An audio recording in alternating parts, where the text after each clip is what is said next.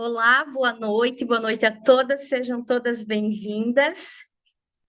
Eu sou a Ede Cadoná, e hoje eu vou conversar com vocês um pouquinho sobre a cura pela alma, né? A psicogenealogia e a terapia transgeracional.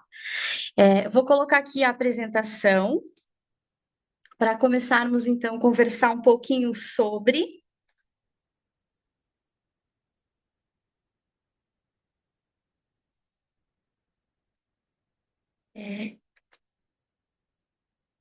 Eu quero começar trazendo para vocês essa frase, né, da psicogenealogia, que eu acho que é o que ela traduz muito sobre a psicogenealogia em si, né? Que todos nós carregamos histórias que vão muito além da nossa experiência. São histórias que nós vivemos, as histórias que nos contaram, histórias que a nossa família silenciosamente omitiu, mas transmitiu, e histórias que moldam nossos medos, nossas escolhas e até os nossos sonhos. Nessa aula, nós vamos conversar um pouquinho sobre pertencimento, cura e consciência, como as histórias da nossa família moldam quem somos e como podemos libertar o que não nos pertence mais.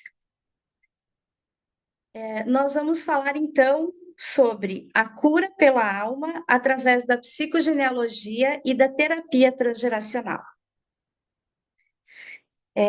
A Ede Cadoná, ela se chama Edivana Cadoná da Silva, ela é filha, é irmã, é esposa, é mãe de 3 filhos, é mãe de pet, é amiga, é terapeuta, entre muitas outras coisas.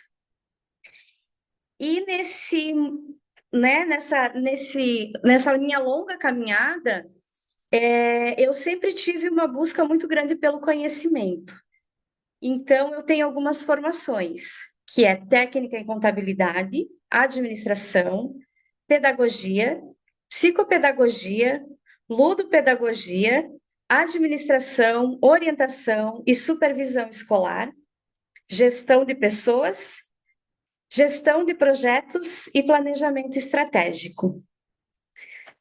E eu encontrei, então, a psicogenealogia e a terapia transgeracional, que com base nela, e depois que eu conheci a psicogenealogia, e para entender um pouquinho mais sobre os nossos comportamentos, então eu fiz também especialização em terapia cognitivo-comportamental, que é uma área da psicologia, e neurociência do comportamento humano. Mas essas minhas formações eu quis trazer dentro da minha apresentação, mas no decorrer do processo nós vamos falar um pouquinho sobre elas. O que é a psicogenealogia? A psicogenealogia ela é uma abordagem que estuda como as histórias, os padrões emocionais, as crenças, os traumas que nós vivemos e que a nossa família, os nossos antepassados viveram, acontecimentos de família desde as gerações anteriores e como isso tudo influencia na nossa vida. E ela parte da ideia de que nós herdamos, sim, características físicas, características emocionais, características psicológicas, mas nós herdamos também o nosso modo de relacionar, os nossos medos, nossos bloqueios, repetições emocionais, destinos inconclusos, lealdades invisíveis, segredos e silêncios de família, e muito mais, né? Só trouxe aqui alguns exemplos. E a psicogenealogia, ela tem como fundadora a psicóloga francesa Anne Anseline Schitzberger. Ela é autora de muitos livros dessa área da psicogenealogia, mas eu trouxe aqui para falar um pouquinho e para entender o que é a psicogenealogia, um dos seus livros e um dos mais importantes dentro da história da psicogenealogia, que é o livro Meus Antepassados.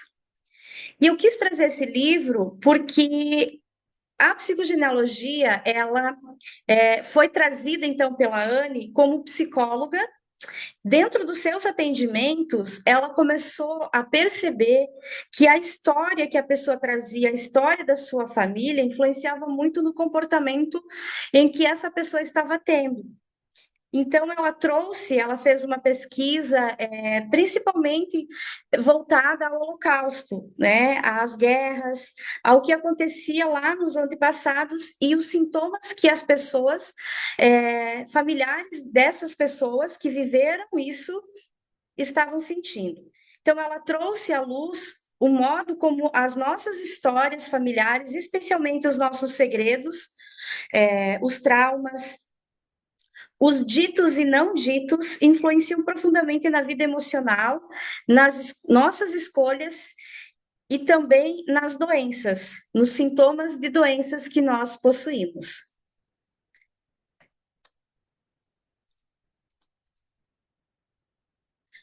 E o que ela apresenta nesse livro?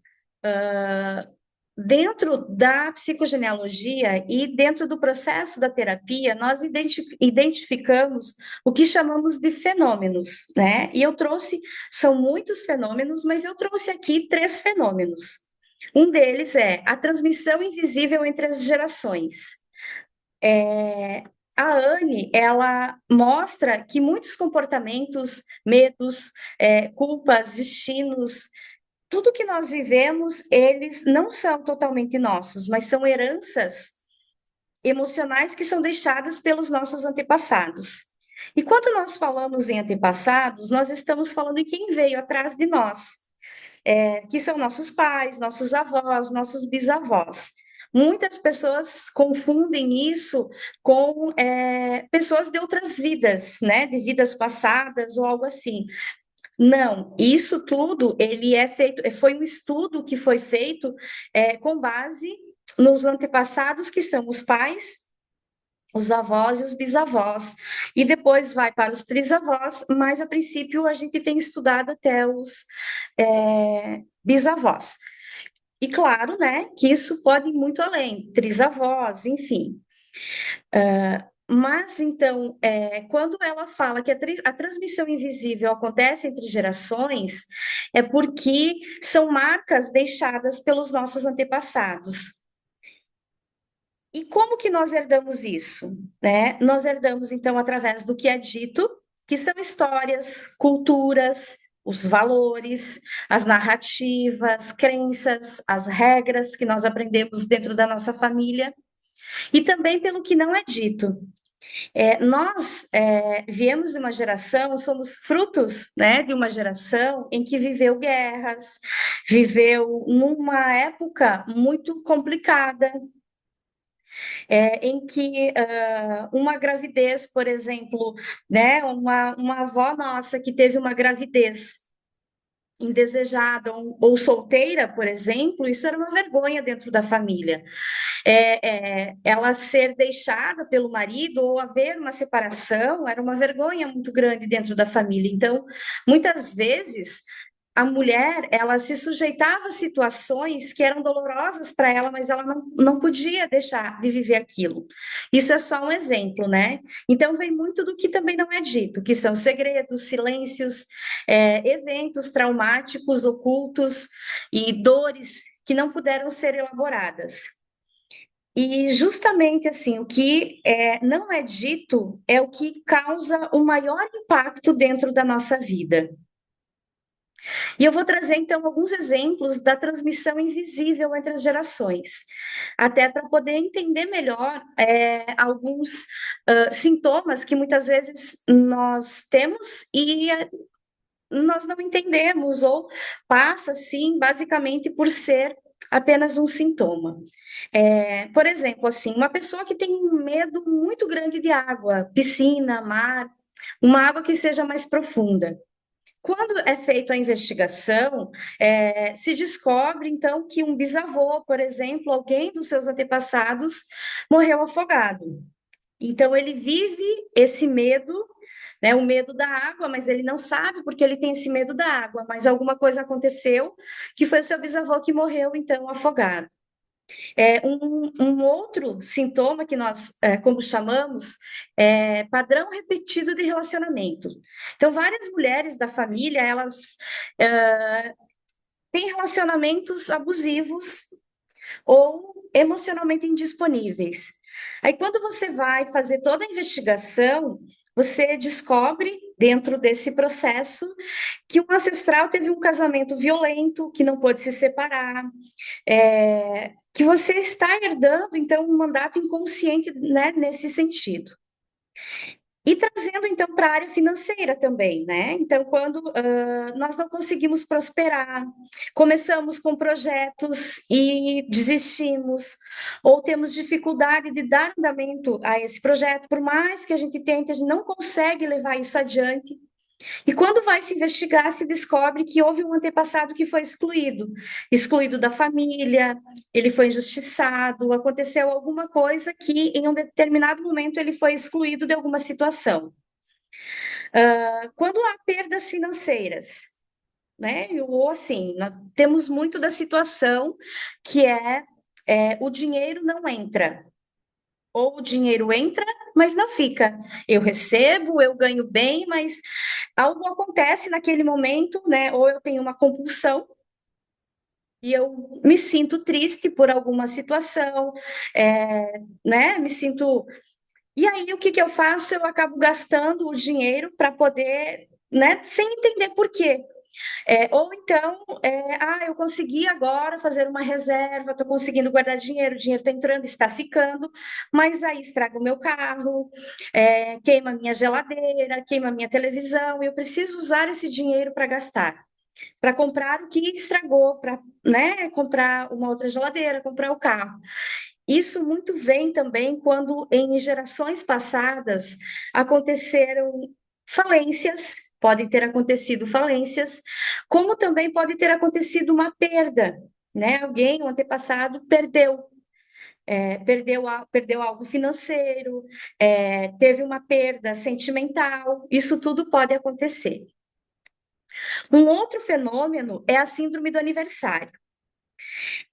Esse é muito interessante porque a síndrome do aniversário são repetições de datas de adoecimentos. Então, por exemplo, uma mulher ela começa a ter crise de pânico, né? Uma pessoa ela começa a ter uma crise de pânico num determinado período. Por exemplo, né? Agora em novembro eu comecei a perceber que quando chega próximo às festas de final de ano, eu começo a me sentir angustiada, com pânico, alguma coisa acontece que eu fico assim. Quando vamos lá fazer o nosso genossociograma, a gente descobre que alguma coisa aconteceu, houve um luto talvez não elaborado, houve uma perda no antepassado, e essa perda não pode ser vivido luto, deixando claro que luto não é só morte. Luto é quando um relacionamento termina, quando eu saio de um emprego, por exemplo, né? Mesmo que seja por vontade minha, mas eu estou quebrando um ciclo, então eu estou vivendo um luto. São lutos diferentes, mas são lutos. Sempre quando se encerra um ciclo em algo, é um luto, né? Não é só quando existe uma morte. Então, talvez foi um luto não elaborado. Acidentes que acontecem sempre no mesmo período, não só acidentes de carro, mas eu tropecei e quebrei o pé, né? Torci o pé, bati o carro, eu me cortei. São até pequenos acidentes que acontecem. E aí você vai descobrir que no mesmo período houve um grande acidente na família, que talvez isso ficou em segredo, ou talvez esse acidente não foi também elaborado, não foi passado pelo processo da elaboração. Relacionamentos que terminam no mesmo período. Tem um caso bem interessante que aconteceu, que foi assim bem inusitado, em que a avó separou, a mãe separou e a filha separou no mesmo mês. Claro, em anos diferentes, mas foi dentro do mesmo mês. Então, quando coisas assim, sintomas físicos, também podem acontecer, aniversários, né? Eu nasci próximo ao aniversário ou no mesmo dia do aniversário de um antepassado. Isso eu estou trazendo toda a carga do meu antepassado, eu estou trazendo o legado dele, seja legado positivo ou negativo, eu estou trazendo isso para mim. Nomes que se repetem. Ah, então eu vou colocar o nome do meu filho. Depois também nós vamos falar sobre isso. Vou colocar o nome do meu filho, o nome do meu pai, né? Então, o meu pai é Célio, então vai se chamar Célio Neto. Eu estou transferindo para o meu filho a carga emocional do meu pai, a projeção do meu pai. Tudo que é do meu pai eu estou trazendo para o meu filho.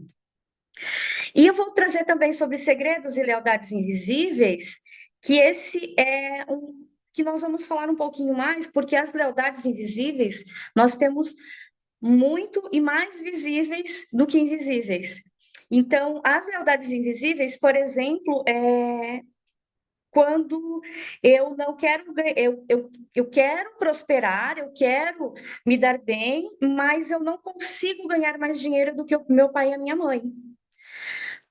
Não é porque eu não quero, não é porque eles não queiram, mas é que o meu inconsciente diz que se eu for fazer isso, eu vou estar desrespeitando a minha família, vou estar desrespeitando os meus antepassados, porque eu vou estar mais do que eles, eu vou estar melhor do que eles.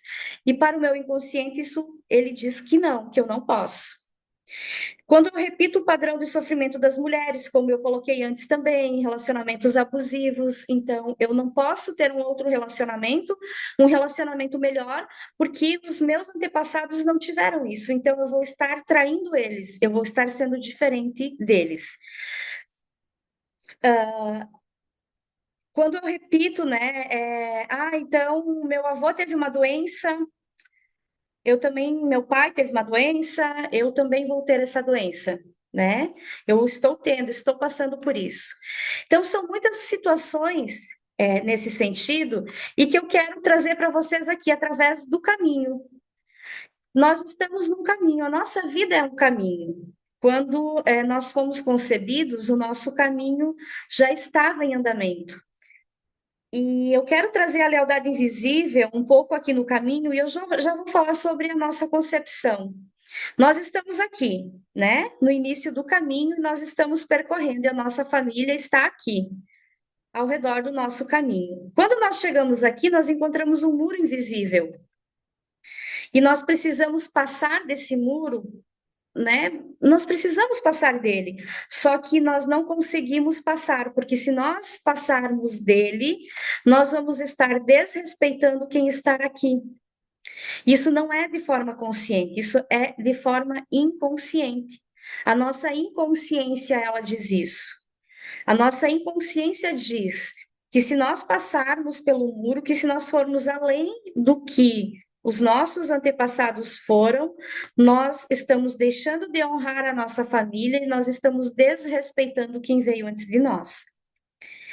E para explicar um pouquinho isso tudo que eu falei da psicogenealogia, eu vou trazer um pouco também da neurociência e falar da nossa inconsciência. Acredito que todas nós já ouvimos falar que nós somos 95% inconsciência e apenas 5% consciência. E eu gosto de trazer esse exemplo, né? Quando nós somos pequenos, nós aprendemos a andar, nós aprendemos a comer, aí nós aprendemos a dirigir. Então, quando nós estamos aprendendo isso tudo, nós estamos aprendendo de forma consciente. Mas depois que nós já aprendemos, nós comemos de forma inconsciente, porque o ato de comer é inconsciente. O que estamos nos alimentando é consciente, mas o ato é inconsciente. Da mesma forma, o dirigir. Quando nós estamos dirigindo de forma inconsciente. O caminho que nós estamos indo é consciente. E eu trago um outro exemplo também, eu não sei se todas já assistiram o filme Divertidamente, o 1, que fala num determinado momento, então a tristeza, né, que lá tem as quatro emoções, nossas quatro emoções, e esse filme retrata exatamente as nossas emoções. A tristeza toca numa bola e essa bola é enviada para o armazenamento, né, para a nossa inconsciência. E a alegria, ela não quer, então, que a Halle fique triste, porque daí isso tudo começa a gerar. Ela foge de casa, ela começa a ficar irritada, em várias situações começam a acontecer, e aí então ela vai à procura dessa memória que está escondida lá na nossa inconsciência. Ela vai buscar essa memória para trazer a consciência. E é assim que acontece.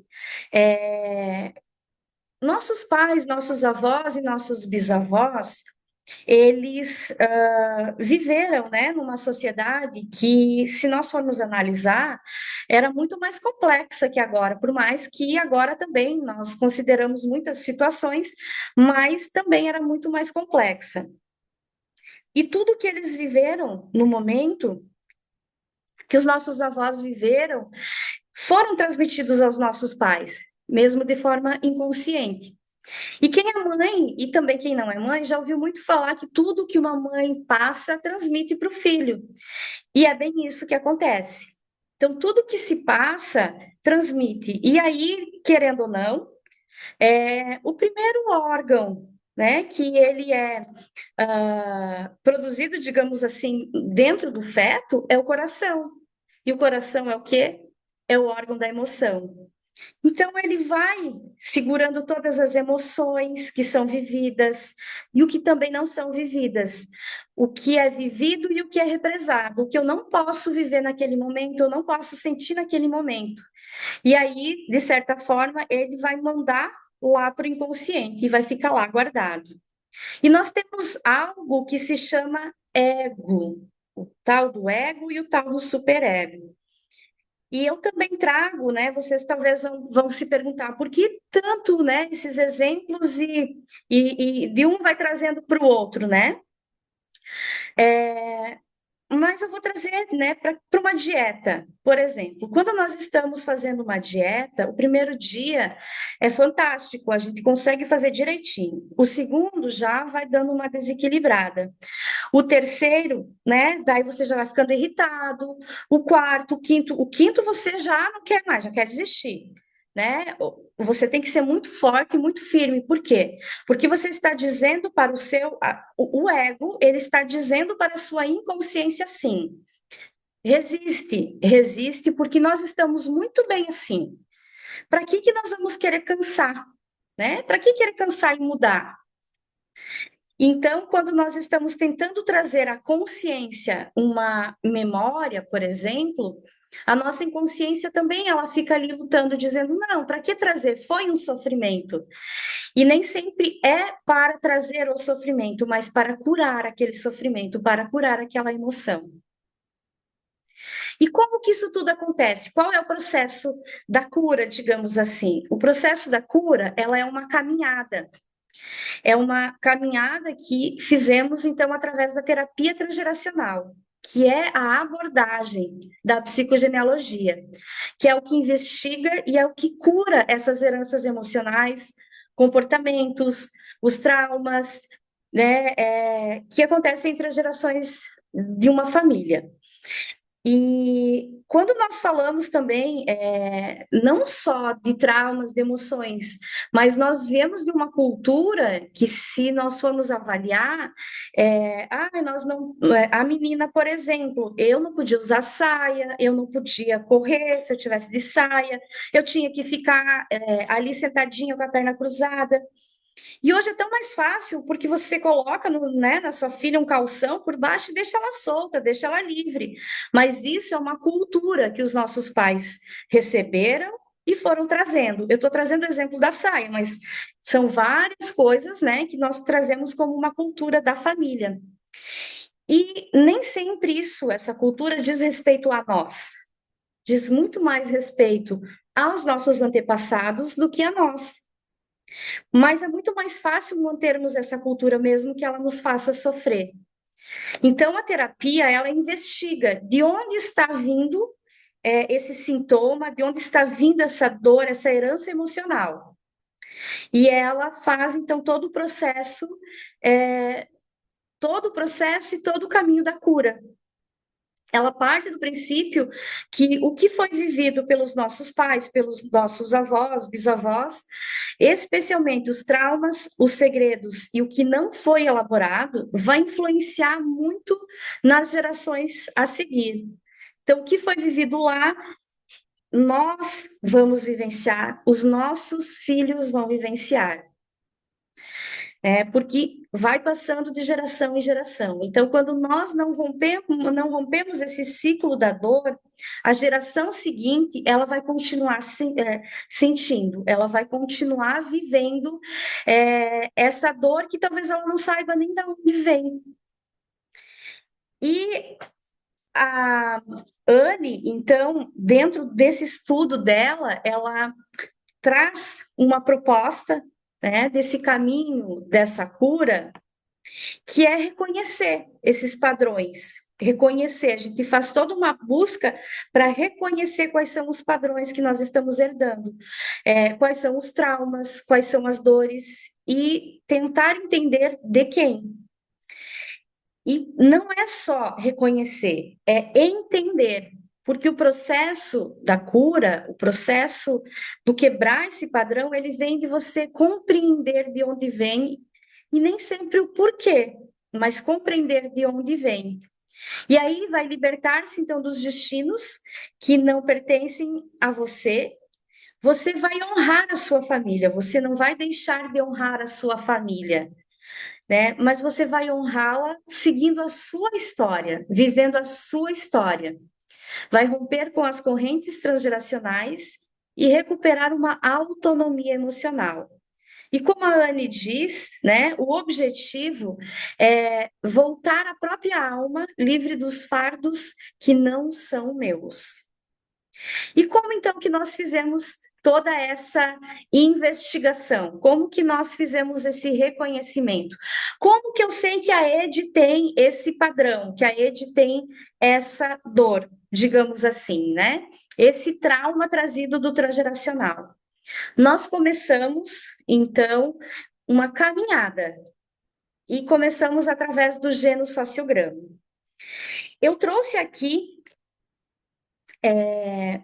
um modelo de um genossociograma que eu construí, né?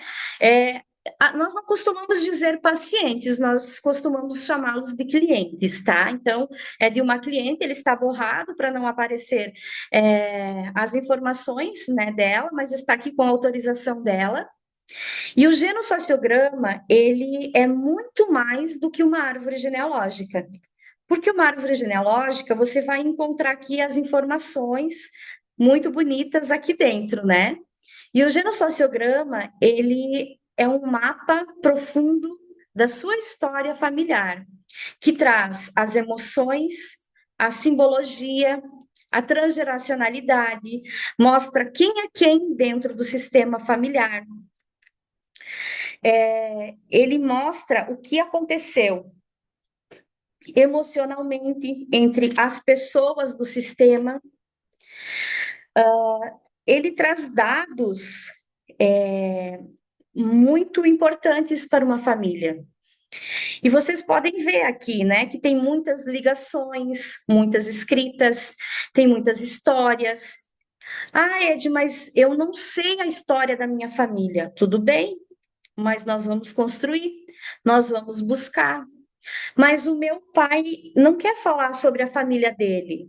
Opa, por que que ele não quer falar sobre a família dele? Você chegou a pensar sobre isso? Você não pode obrigar ele a falar. Mas será que não tem mais ninguém da família paterna, por exemplo, que possa trazer alguma história para você? Porque nós precisamos pensar muito nisso.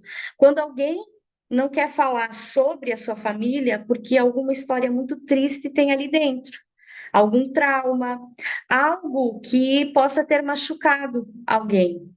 E talvez seja essa dor que esteja sendo transmitida. Ah, mas é só por isso? Não, não é só por isso.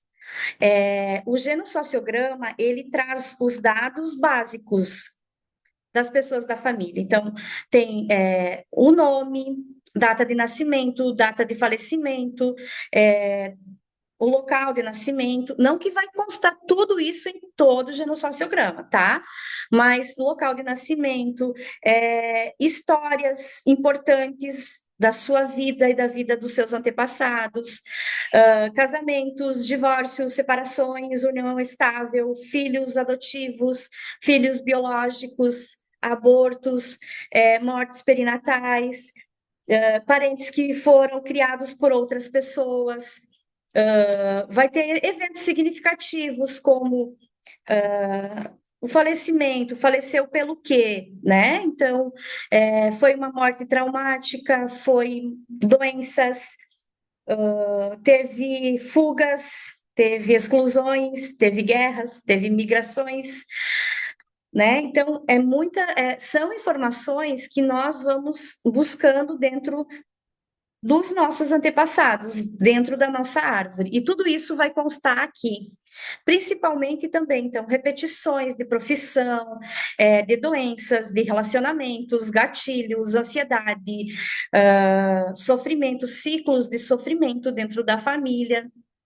Então, tios que foram excluídos, mortes que não foram faladas. Por que que eu tenho um apego muito grande com um tio e não tenho com o outro? Por que que eu tenho um apego maior com a minha família materna do que com a minha família paterna?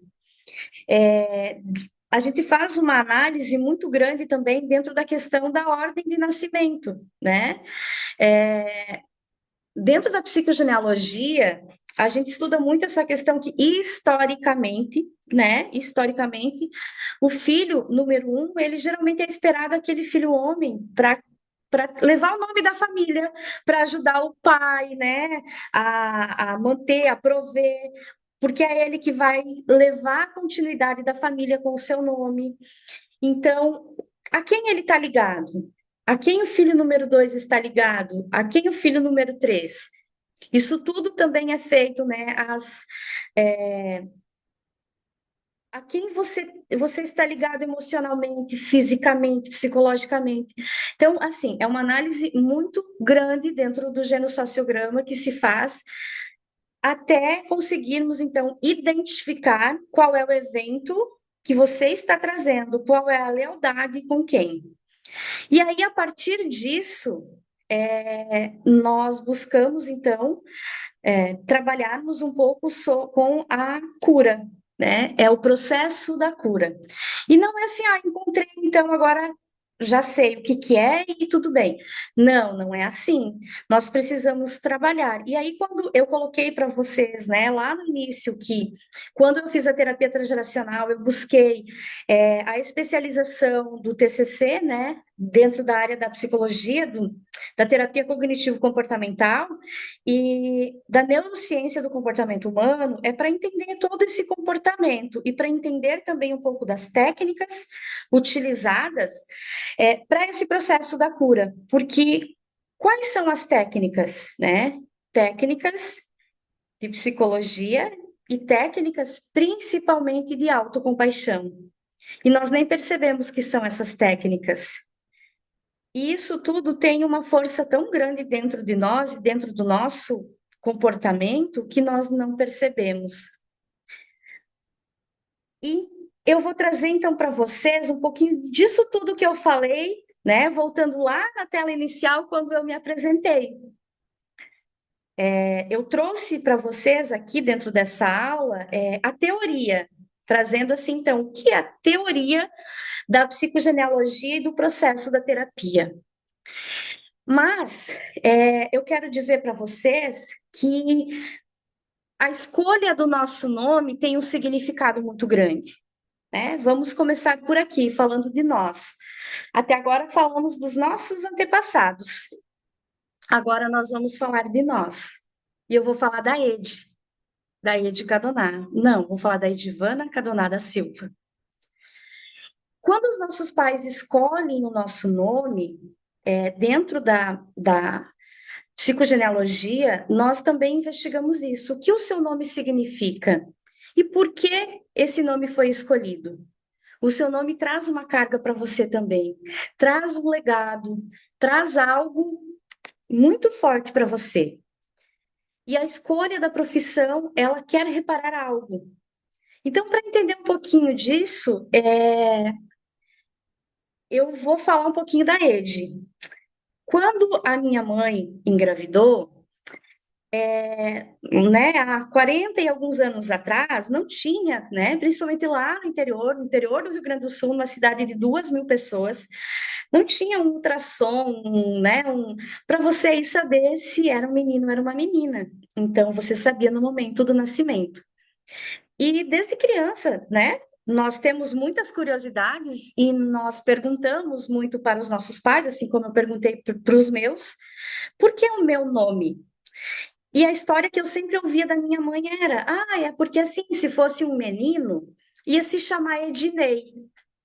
Mas a sua tia engravidou antes e nasceu um menino e ela colocou Ednei.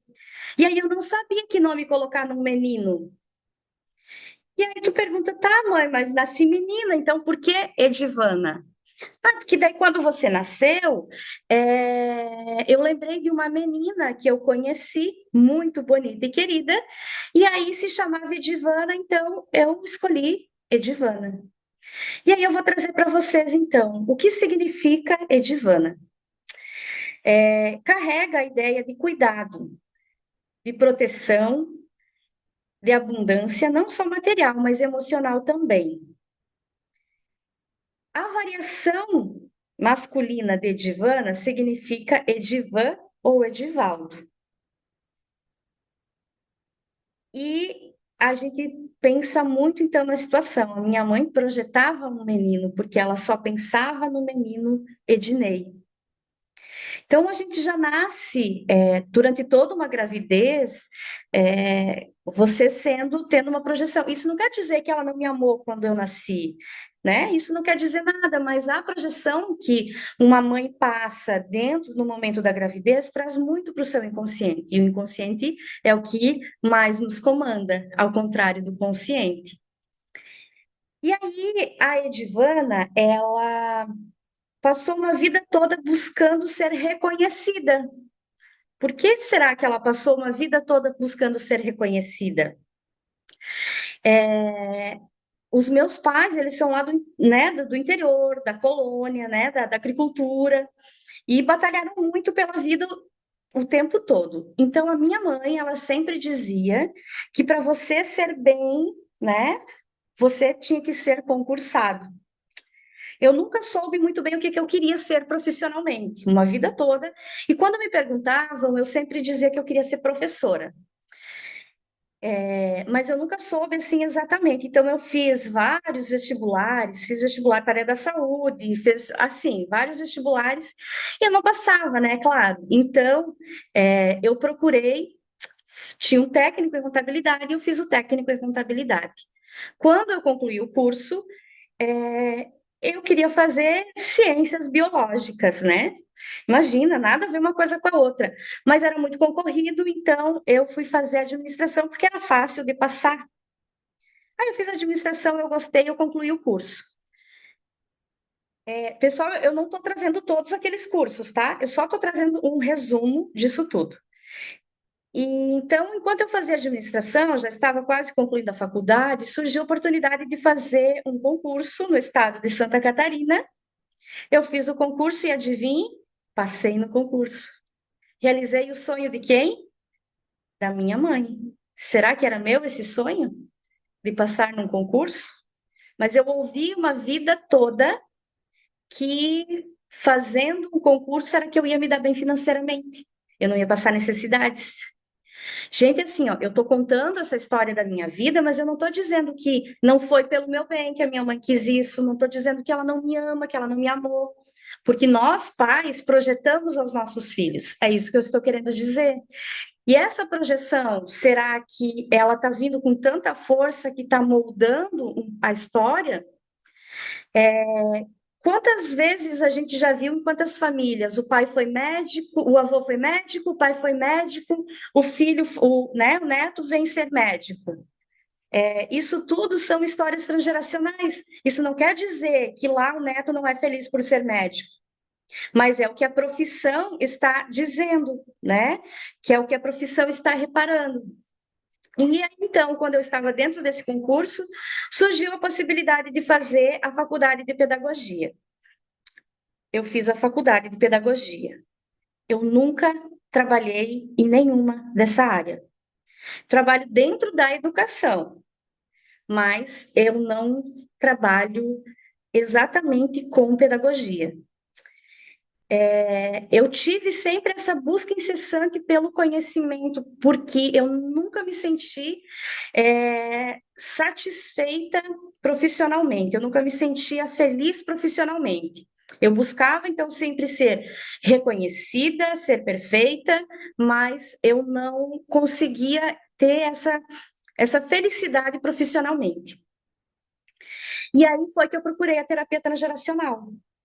Então, eu fazia um curso, porque eu vou tentar fazer outra coisa para poder, né, trabalhar com aquilo, porque então eu acredito que aquilo vai me fazer feliz.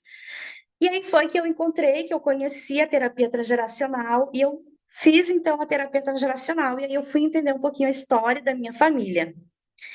E eu trouxe essas três profissões porque a nossa profissão ela quer reparar muita coisa dentro do nosso processo, dentro da nossa árvore genealógica. Dentro, né, dessa busca pela minha história, eu vim descobrir que a minha bisavó, a quem eu tenho uma simetria, que é o que nós chamamos, quando nós conseguimos encontrar simetria por data, por profissão, dentro dessa busca, eu tenho uma simetria muito grande com ela. E o meu bisavô, marido dela, faleceu quando ela tinha 30 anos, com 7 filhos. E ela precisou, então, prover a família. Mais tarde, então, já meus avós casados, morando na agricultura, meu avô precisava sair lá de onde ele morava, ir até a cidade para vender a colheita, e ele foi lá e vendeu, e ele perdeu todo o dinheiro da colheita e o que ele já tinha guardado no jogo. A minha mãe, ela conta que ela sempre quis ser professora, mas ela não pôde estudar porque quando o meu avô, então, perdeu tudo, né? Ela estava no internato para poder fazer os seus estudos. O meu avô foi, a minha mãe, é a filha mais velha, o meu avô foi buscar ela para ela cuidar dos irmãos para que ele e a minha avó pudessem trabalhar para recuperar o perdido. A partir desse momento, meu avô também se tornou alcoólatra, porque para o meu avô foi uma vergonha e para minha avó também foi uma vergonha muito grande essa perca. Então, o que que eu quero trazer para vocês? A profissão, o que que ela vem a reparar? Contabilidade é o que traz ordem à família, né? É o que traz ordem ao caos. Não é a família, é o que traz ordem ao caos. É o que organiza, é o que estrutura. A profissão contador é assim, né? O administrador, né? É aquele que organiza, aquele que planeja, que estrutura. É aquele que vem para colocar a casa em ordem. E a pedagogia, ela vem reparar o que alguém quis e não pôde, que é o estudar. Então, dentro da minha história, eu entendi que eu buscava algo que não era meu.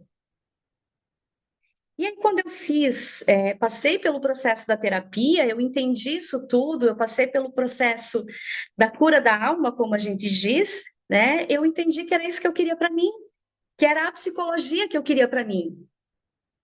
Então, eu comecei a buscar áreas dentro da psicologia, que foi também a área da neurociência, né? E da terapia cognitivo-comportamental, e fiz a formação, então, em terapia transgeracional.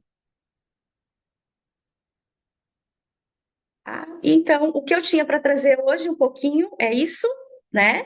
É um campo muito amplo e eu trouxe um resumo, digamos assim, para poder entender um pouquinho então do que é realmente a terapia transgeracional, que a gente fala muito sobre isso, né? Sobre o que é quebrar esses padrões. É difícil dizer aqui, né? Nós vamos qual é o processo, qual é o processo que nós vamos ter dentro dessa caminhada. É difícil porque cada pessoa tem uma situação diferente, cada pessoa tem um trauma que traz uma lealdade que traz. Então, o processo da cura, ele depois de nós encontrarmos, depois de montar o nosso genossociograma e encontrar, então, o que é seu, que você quer, né, curar. E o primeiro de tudo é quando se procura a terapia transgeracional, você vai procurar por um motivo. É a mesma coisa quando você vai procurar um psicólogo, né? Você chega lá levando um motivo, uma razão, e depois se abre um campo grande dentro desse processo. Na terapia transgeracional também, você vai chegar. O meu motivo era: eu sou insatisfeita na profissão. E foi aí que então eu encontrei, né, as minhas razões, quais eram as minhas heranças, e foi a partir daí que a minha terapeuta conseguiu traçar então o melhor caminho para mim. Então, quando a gente traz, né, que eu trouxe lá vários eventos, fenômenos, que eu trouxe no campo geral, é no campo geral, mas cada um precisa encontrar o seu para saber qual é o caminho que tem para seguir. Então, é isso.